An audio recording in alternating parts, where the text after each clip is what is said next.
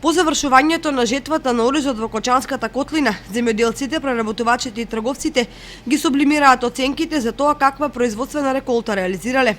Од аспект на приносите и квалитетот, буквално сите тријат раце, бидејќи овогодишниот род е еден од најбогатите во последната деценија. И покрај врнежливиот октомври, сепак времето во ноември послужи, па жетвата е реализирана целосно и квалитетно, а арпата сместена во амбарите и магацините. Од вкупно 4100 хектари остварени се приноси од околу 25.000 тони оризова арпа. Или претворено во пари, по цена на арпата од 25 денари за килограм, обратот изнесува над 620 милиони денари. Државата и оваа година беше на страната на земјоделците, па издействува дефинирани откупни цени, кои кај арпата се движат од 20 до 25 денари, а кај оризот од 45 до 50 денари за килограм, зависно од квалитетот. Меѓутоа, во услови на забавена откупна политика, забележливи се мали отстапување во цените, што ги револтира земјоделците.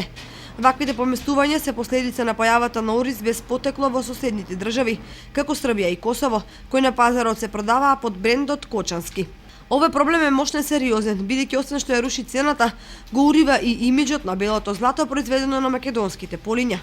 И едно е сигурно, нетрупаните залихи од 25 милиони килограми арпа чекаат да бидат преработени и пласирани на домашниот пазар и за извоз. Реализацијата ќе се одвива во наредните месеци, што значи дека има доволно време за квалитетно и профитно да се заокружи производствената сезона.